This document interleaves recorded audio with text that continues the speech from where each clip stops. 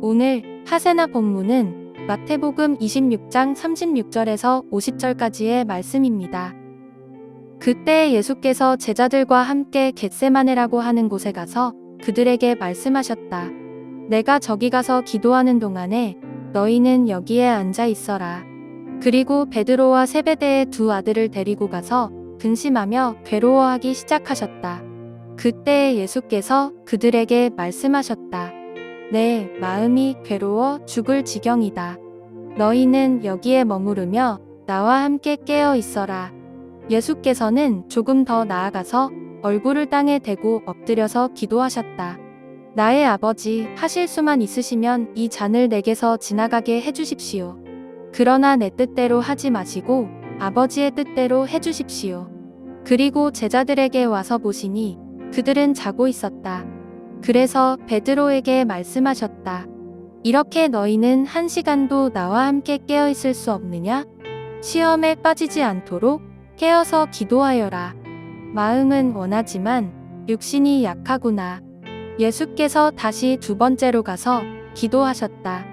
나의 아버지, 내가 마시지 않고서는 이 잔이 내게서 지나갈 수 없는 것이면 아버지의 뜻대로 해주십시오.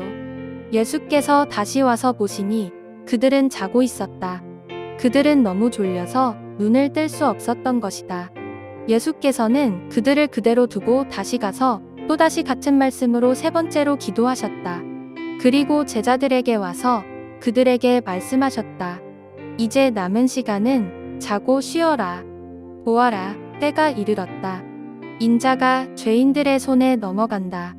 일어나서 가자. 보아라, 나를 넘겨줄 자가 가까이 왔다. 예수께서 아직 말씀하고 계실 때에 12제자 가운데 하나인 유다가 왔다.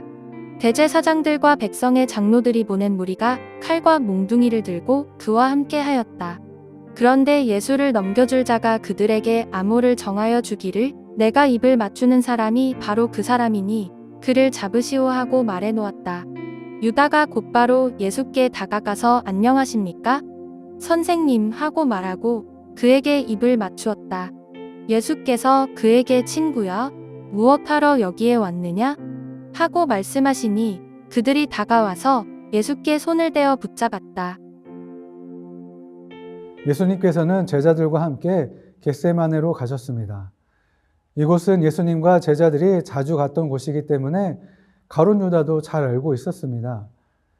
예수님도 이러한 사실을 알고 계셨기 때문에 만약 그날 저녁에 겟세마네가 아닌 다른 곳으로 가셨다면 가룟 유다의 계획을 무산시키실 수 있으셨습니다. 그럼에도 그곳으로 가신 이유는 고난과 죽음을 피하지 않고 당당히 맞이하시겠다는 결연한 의지의 표현이며 하나님의 정하신 때가 이르렀음을 아시고 잡히기 위하여 일부러 가신 것입니다. 그리고 베드로와 야고보와 요한을 따로 데리고 가셨습니다. 예수님께서 기도하러 가실 때 이들을 데리고 가신 이유는 아마도 엄청난 마음의 고통 속에서 가장 가까운 제자들과 함께 있으므로 약간의 위로를 얻으려고 하신 것 같습니다. 37절에서 예수님께서 괴로워 죽을 지경이셨다고 기록하고 있는데 이때 쓰인 헬라어는 신체적, 감정적 고통, 슬픔, 곤란을 뜻하는데 매우 고통스럽고 당황스러운 상태를 의미합니다.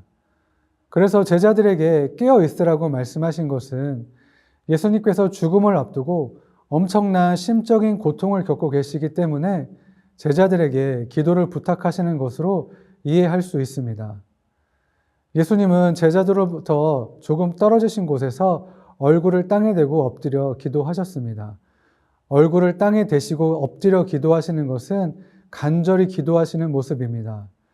예수님은 아주 간절히 나의 아버지 하실 수만 있으면 이 잔을 내게서 지나가게 해주십시오 라고 기도하셨는데 구약에서 잔은 하나님의 심판을 통한 고난을 의미합니다. 즉 예수님은 극심한 고통의 상황에서 자신이 십자가에 못 박히는 것을 피할 수만 있다면 피하고 싶어 하셨는데 이는 지극히 인간적인 예수님의 모습입니다. 그러나 바로 내 뜻대로 하지 마시고 아버지의 뜻대로 해주십시오 라고 기도하셨습니다. 예수님은 자신이 겪고 있는 심적 괴로움이 얼마나 큰지 극명하게 드러내셨지만 동시에 자신이 하나님의 뜻에 확고히 순종하실 것임을 보여주셨습니다. 예수님께서 기도를 마치시고 3명의 제자들이 있는 곳으로 돌아오셨을 때 그들은 자고 있었습니다. 이는 예수님의 고통을 알지 못하며 앞으로도 자신들에게 닥쳐올 위험한 상황을 기도로 준비하지 못하는 실패자의 모습입니다.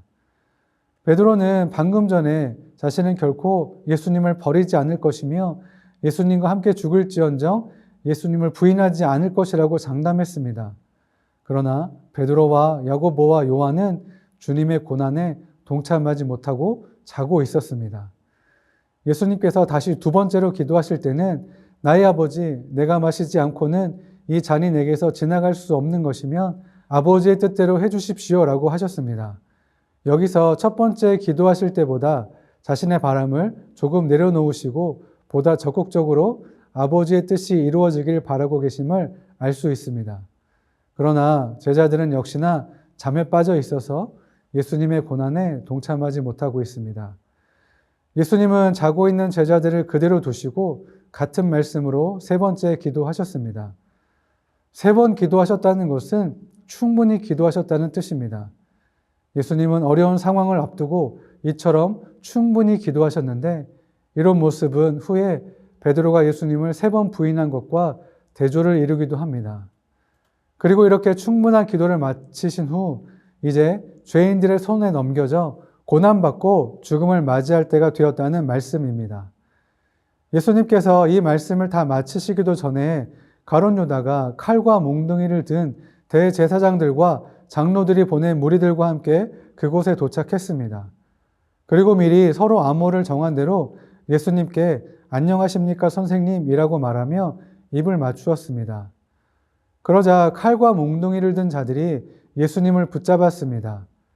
당시 입을 맞추는 것은 원래 친밀함과 존경심을 표시하는 행동이었지만 가룟 유다의 입맞춤은 예수님을 능멸하고 조롱하는 행위였습니다. 이렇듯 예수님의 고난과 십자가의 길은 바로 가장 가까이에서 함께 있던 사람들에게 배신당하고 조롱당함으로 시작되었습니다. 겟세마네 동산에서 기도하셨던 예수님의 모습에서 극도의 긴장감과 깊은 슬픔, 심지어 두려움도 느낄 수 있었습니다. 이런 예수님의 모습은 너무 낯설게 보입니다. 완전한 인간이셨던 예수님께서 하나님의 진노를 받아야 하는 하나님의 아들로서 인간의 죄를 위해 대신 죽어야 하는 죽음이 가져다주는 고통을 겪으셨던 것입니다. 피할 수 있다면 피하고 싶으셨지만 하나님의 뜻을 이루기 위해 순종하셨던 것입니다. 그렇다면 그리스도를 믿는 우리 역시 하나님의 뜻을 이루고 순종하는 것을 최우선으로 하고 그 과정에서 겪게 되는 슬픔과 고통 그리고 두려움도 감당할 수 있어야 합니다. 이렇게 하기 위해서 예수님께서 충분히 기도하셨던 것처럼 우리도 하나님께 기도해야 합니다. 나의 뜻대로가 아닌 아버지의 뜻대로 기도해야 합니다. 어떤 상황에서도 나의 욕심과 계획을 내려놓고 하나님의 뜻을 구해야 합니다. 예수님은 충분히 고난의 잔을 피하실 수 있으셨습니다. 그러나 죄인된 우리를 사랑하시고 살리시기 위해 자신의 아들을 희생제물로 내어주기로 한 아버지의 뜻을 너무나 잘 알고 계셨기 때문에 고통과 두려움을 감수하시고 아버지의 뜻대로 순종하기로 하셨습니다. 하나님과 예수님께서 슬픔과 고통을 감수하시면서 십자가로 말미암은 구속의 역사를 이루시는 이유는 무엇이겠습니까? 그러니 이렇게까지 나를 사랑하시는 하나님 아버지께 순종하지 않을 수 없으며 예수님께 감사하고 예수님을 사랑하지 않을 수 없습니다. 그 사랑과 은혜에 감사하며 하나님을 찬양하고 높여드리는 오늘 하루 되시길 축복합니다. 오늘의 하시조는 중보기도입니다. 내 주변에 우리의 기도가 필요한 이웃들이 있죠. 하나님 아버지의 마음으로 함께 어려운 이웃들을 위해 기도해 봅시다. 오늘의 하시조 함께 하시죠.